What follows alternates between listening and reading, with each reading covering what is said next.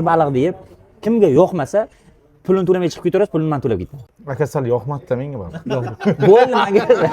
Bugun Bosim bobo baliqqa O'rta Osiyoda o'sha mashhur avtobloger Eldor hoji akamiz kelgan. Ikkalasini o'g'irlab oldik. Tavaqda.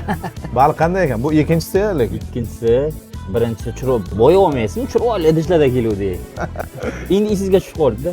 Bu baliqda borku mana men ana yeb ko'rish shart emas, men his qildiraman obunachilarga mana. Oling. Mashalloh. Ajoyib ekan.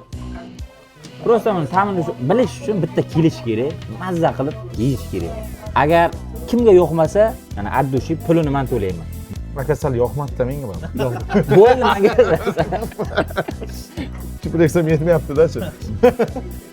Sizlar qachon kelasizlar, bir yoqmasa yemay qo'ying. Buni boku, buni yoqmadi deyish uchun boku, vijdoningiz umuman bo'lmas kerak-da. Vijdon bo'lmas kerak. Umuman vijdon bo'lmas kerak-da.